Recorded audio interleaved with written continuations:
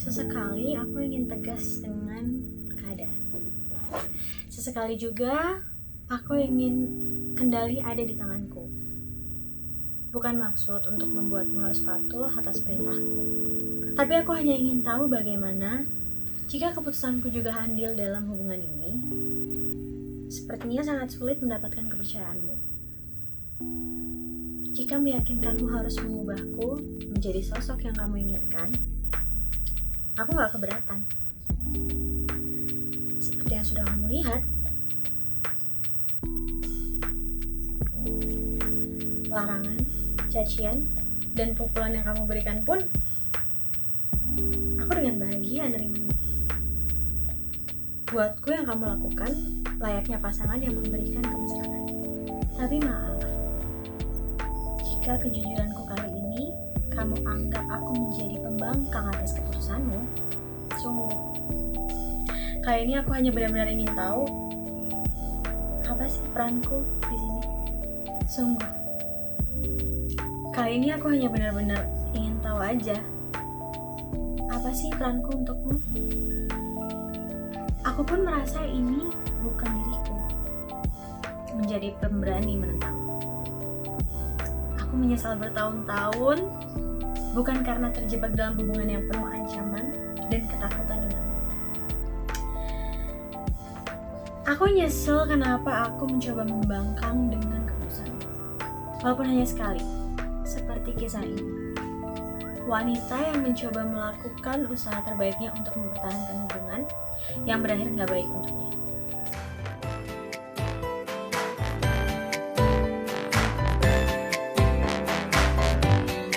Ketika harimu sudah terlalu sibuk dengan pekerjaan dan karir, dan semua kerasa berjalan begitu cepat, Problematika selalu ada.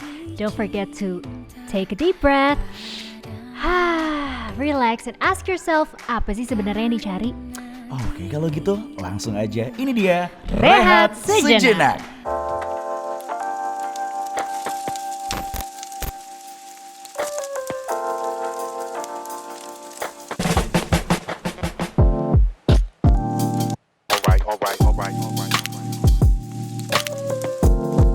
Hai anak malam. Ketemu lagi sama kita berdua, ada Chris berbicara dan Dan gue Libra Akila. yang seperti biasa dari jam 2 sampai jam 3 nanti selama 1 jam ke depan kita akan mendengarkan sebuah cerita yang tentunya bisa menjadi pelajaran untuk semua anak malam yang saat ini sedang mendengarkan. Bener banget, pasti kita berdua bakal nemenin kamu di jam-jam overthinking.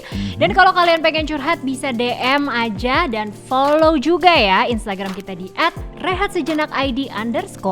Dan buat kamu yang pengen dengerin full version dari Rehat Sejenak, bisa langsung dengerin aja di Spotify Rehat Sejenak. Bener banget, dan dari kemarin udah begitu banyak chat-chat yang masuk ke kita. Yes. Udah banyak banget yang curhat, dan ada yang sangat amat mencuri perhatian kita. Yes, dan seperti yang kita udah tease juga sebelumnya ya, Yes. kalau topik kita hari ini tuh adalah toxic relationship. Yang dimana toxic itu artinya adalah racun, dan relationship artinya adalah hubungan. Nah, Dan sebenarnya ini bisa diaplikasikan di hubungan apapun ya. Toxic Oke. itu ada di hubungan apapun. Nah, Betul. yang kali ini nih curhatan yang satu ini nih tentang apa ya? Itu kita dia. bakal dengerin nanti. Nah, sebelumnya kita bakal kasih dulu lagu yang satu ini khusus untuk kamu anak malam. Enjoy. Ku mau dia, tak mau yang lain.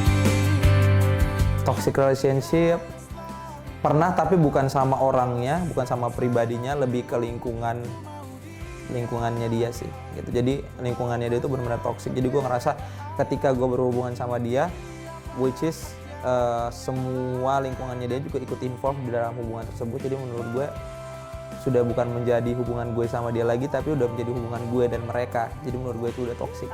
Gue perjuangin dia sampai gue down sendiri, sampai gue stres banget lah gitu, sampai akhirnya gue memutuskan untuk berhenti. Saling menguntungkan diri sendiri, jadi memikirkan diri sendiri.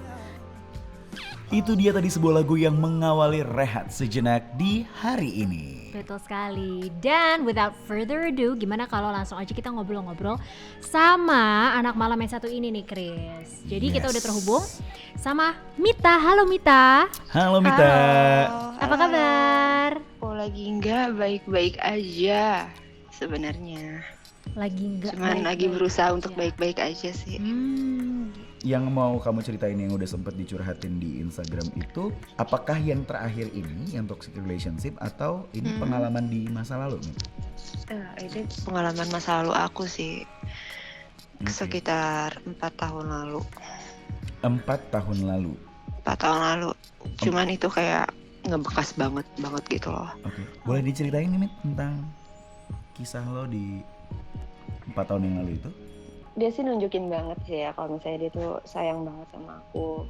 Dari aku yang awalnya ngira cemburu, dia cemburu banget sama temen gue, berarti dia sayang sama gue. Tapi kok lama-lama tuh cemburunya keterlaluan setelah beberapa bulan gitu. Jadi aku jadi kayak gini gitu. Awalnya aku seneng dicemburuin gitu, berarti kan dia sayang ya sama aku ya. Oke. Iya. Awalnya. Terus awalnya, terus aku di mana aku dijemput, padahal aku nggak minta gitu. Aku paling nggak bisa ngerepotin orang gitu loh, nggak mau banget. Dia menunjukkan kalau dia sayang banget ya dari dia sering ke rumah aku, terus mencoba deket sama keluarga aku tuh ya nggak jelas banget gitu loh. Makin kelihatan makin kok berubah banget dari apa yang awalnya yang manis banget, terus tiba-tiba jadi seposesif itu, lama-lama jadi posesif Oke. sama aku. Berarti awal mula yang bikin kamu mulai merasa sedikit tidak nyaman atau tidak nyaman adalah posesif itu ya? Ya, itu Oke. posesif banget ya. Mhm. Sampai ini yang paling parah nih, nggak paling parah sih, banyak yang parah-parahnya. Jadi tuh aku tuh lagi skripsian kan, lagi mau skripsi gitu. Aku tuh punya sahabat cowok di kampus, tapi dia cemburu banget nih ceritanya, sampai aku tuh nggak boleh boncengan naik motor sama temen aku. Sahabat cowok kamu nih? Sahabat aku itu, Oh emang literally sahabat, laki-laki tapi ya? sahabat laki-laki gitu. Orang, aku kan main berlima, terus cowoknya 2 gitu. Kayak dia temen aku gitu, kalau nggak ada dia, aku sama siapa gitu yang nemenin. Terus sampai kamu kalau misalnya macam-macam sama dia, aku samperin ya dia, gitu. Habisin dia kayak gitu. Ya udah oke lah. Udah aku mulai bilang. mengancam ya. Tapi baru ada di level ngancam tuh dia posesifnya? Masih di level ngancam sih. Oke. Kalau yang Pernah nggak sih dia kayak sahabat aku itu? misalnya ya kamu emang temenan nih, terus tiba-tiba dia cemburu buta, teman kamu disamperin, terus teman kamu tiba-tiba apa gitu, misalnya dia melakukan kekerasan ke teman kamu, pernah nggak yang kayak gitu-gitu? Oh, aku pernah waktu itu Pernah? aku lagi apa namanya? Itu hampir sih ya, nggak sampai terjadi. Oh nggak nyampe mendarat di muka lah Nggak gitu sampai pukulannya mendarat, gitu ya? mendarat di muka, cuman udah dibikin malu di tempat itu. Jadi tuh aku lagi makan roti bakar gitu sama dia sama teman-temannya. Oh, sama dia dan teman-temannya. Nah tiba-tiba temen aku datang nih berdua sama temennya lah ya. Udah lama dong nggak ketemu, terus ya dia kan hebring gitu anaknya ya kan. Ih hebring. Kamita, apa kabar?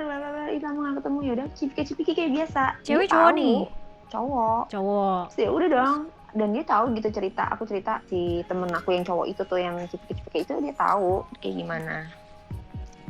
Dia kesel ngeliat aku cipika-cipiki sama si cowok itu. Terus nggak tahu gimana, aku lupa ingat. Intinya tuh dia kayak, lo ngapain cipika-cipiki sama si cewek gue?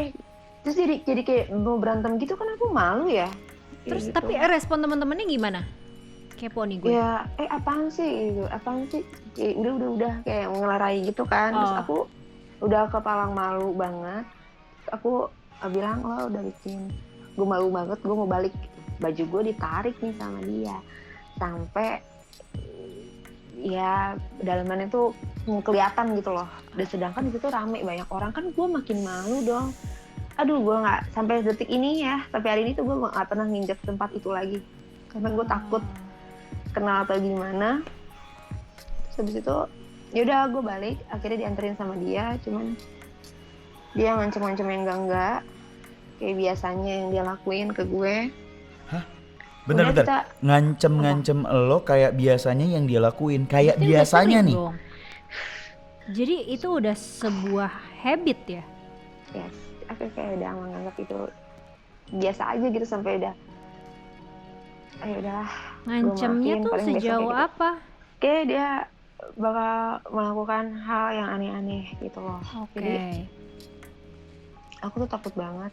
Aku tuh sampai takut ya kalau aku dianterin pulang naik mobil tuh aku takut banget sebenarnya, karena kalau di dalam mobil kan gue nggak bisa teriak, gue nggak bisa Iya, minta iya, tolong gitu. Sedangkan tuh kalau habis berantem ya, gue tuh suka tiba-tiba dia tonjok jok belakang lah, Serius lu? serius. Tangan gue taruh di pasneling nih, dipegang sama dia. Gue kira dia mau baik-baik sama gue kan, kayak romantis gitu. Heeh. Tiba-tiba ini kulit gue nih dikelitikin sama kukunya dia. Ah gile. Sakit loh, gue bilang ini sakit loh Indra. Lu tau gak Indra sih? ya? Gak ngerti gue. Enggak, persneling. Heeh. Ini tangan lu nih gue taruh di persneling. Nah, Terus sambil gue tarik gini Min. Au, Pri. Sakit gak sih? lumayan lah, tapi kecil sih. Jadi Mita, sorry kalau boleh I make it clear gitu ya. Berarti ini kalau ketika kamu bilang dia mengancam, ini ancamannya membahayakan keselamatan kamu. Lebih kayak gitu sih kayaknya, aku rasa. Oke, jadi ini udah ancamannya tuh menyerang mental dan fisik ya? Iya. Jadi waktu itu aku pernah berantem di jalan nih, berantem. Aha. Aku lupa berantemnya gara-gara apa, tapi itu ngebekas banget di aku ya. Pokoknya aku berantem di pinggir jalan, terus tiba-tiba dia genggam lengan aku ya. Cuman kalau genggaman anak cowok tuh beda ya, apalagi keadaan dia marah. Itu aku ditarik-tarik sama dia. Pas aku sampai rumah tuh aku ngelihat itu berbekas 3 jari. Aku masih simpen fotonya. Biru ungu gitu. Terus Cuman aku at that moment tuh apa yang ada di benak kamu? mudahan tapi nggak bisa. Nggak bisa tuh karena apa sih? Apa yang Karena membuat dia- kamu nggak bisa? Aku sebenarnya mudahan. Heeh. Udah kita selesai aja lah. Gue udah nggak kuat, bener-bener nggak kuat. Aku udah angkat tangan banget nih. Heeh. Cuman dia nggak mau. Bilang nggak maunya gimana? Ya, Maksudnya? enggak. Kayak aku janji nggak kayak gitu lagi. Oh, oke. Gitu. Aku Dia janji kan lah, udah dia janji. mohon-mohon gitu lah sama aku. Oke. Sampai pernah sujud gitu sama aku, tapi apaan sih lu nggak pantas lo Serius? kayak gini, jangan kayak gitu. Iya, jangan kayak gini. Gitu. Pas kamu minta udahan. Iya, Oke. boleh sayang, cuman ya nggak kayak gini. Tapi aku udah bener-bener nggak kuat. Oke. Dia janji buat memperbaiki dirinya lagi, udah aku kasih kesempatan lagi. Gitu lagi, aku kesempatan lagi, gitu lagi. Dan kemudian dia juga main trik loh Iya, sama si main, Mita ini. Maksudnya kekerasan. karena di sini dia memanipulasi Mita juga, karena ketika Mita udah gak mau, udah jelas-jelas bilang gak bisa melanjutkan hubungan ini, dia sujud-sujud lah, janji-janji lah. Itu kan kemudian meng-create suatu sugesti di pikirannya Mita bahwa oh oke, mungkin dia benar-benar menyesal, dia bakal bisa berubah. Kayak gitu jatuhnya udah manipulasi. Iya. Terus gimana Mita? Akhirnya apa yang kamu lakukan untuk bisa lepas dari toxic relationship ini? Putusnya aku merasa dikambing hitamkan. Orang-orang lihat tuh aku polos banget, jujur banget gitu. Harusnya lu nggak perlu jujur banget lah gitu. Ada hal-hal yang harus lu bohong. Cuman aku nggak bisa, apalagi ke pasangan gitu. Karena aku tahu banget rasanya dibohongin tuh nggak enak. Mendingin jujur tapi nyakitin daripada bohong. Oke. Nah, Aku jujur lah sama dia. Ini aku pernah punya mantan nih waktu SMP, dia ngechat aku. oke. Ngajak aku ketemu, cuman aku nggak mau. Dalam hubungan yang sehat, justru itu adalah hal yang benar. Aha. Intinya keterbukaan itu Iya. penting dan baik gitu. Tapi ternyata gimana si cowok kamu pada saat itu ngeresponnya negatif? Ya dia langsung minta udahan, kita udahan aja. Ngira aku tuh selingkuh gitu kan. Enggak sama sekali. Jadi mungkin menurut si cowok itu yang namanya posesif, abusive, dan manipulatif itu adalah sama dengan sayang. Dan Mita berkata jujur dan terbuka karena ada cowok yang ngechat dia sama dengan selingkuh. Selingkuh. Gitu. sorry. Iya, kayaknya sih gitu deh. Toxic relationship itu kan pasti ada gimana ya? pastilah ya namanya di hubungan itu ada bahagianya, ada ups and downs-nya ya, ada nggak melulu bahagia, yang ada masalah itu udah pasti ada dalam sebuah relationship gitu kan. Cuman kenapa kita bisa mengatakan sebuah relationship ini toxic adalah ketika ada perlakuan dari salah satu individu yang kemudian berdampak negatif ke yang satunya lagi, dan biasanya itu tanpa disadari sama si yang terdampak. Karena balik lagi sih, toxic relationship itu efeknya bukan buat siapa-siapa kok, buat diri kita sendiri. Betul. Karena life is only once, jadi jangan sampai buang waktu kita bertahun-tahun hanya untuk menikmati sesuatu yang kita udah tahu itu racun. Yes. Kamu tahu itu racun, ya jangan dimakan. Kamu tahu itu racun, ya udah buang. Iya, benar banget. Oke, so thank you so much Mita for sharing. Semoga ini Thank you bisa bisa bikin mengurangi beban di pundak kamu. Terus semoga bisa nambah-nambah informasi juga buat kamu, dan semoga kedepannya kamu nggak mengalami pengalaman buruk yang serupa ya. Amin. Amin. Nah itu dia ya Mita ya. Jadi sekali lagi semoga toxic relationship-nya tidak dialamin. Dan yang kedua, semoga kamu udah bisa senyum lagi setelah kamu udah punya pasangan putus lagi gitu. Semoga udah bisa mendapatkan pengganti yang ambil pelajaran yang lebih baik juga dari pengalamannya. Itu dia, benar banget. Dan Oke. kayaknya udah waktu kita untuk pamit. Langsung closing aja kita. Iya. Oke deh kalau gitu guys. Semoga berfaedah ya perbincangan kita hari ini. Bener. Dan ingat ya, toxic relationship itu juga nggak cuman sama pasangan kita, tapi bisa di pertemanan, di lingkungan kerja, Kerjaan. di keluarga. Nah, Betul. segala sesuatunya itu bisa dikomunikasikan dengan baik guys. Yang jelas, mari kita create lingkungan yang nyaman buat semuanya.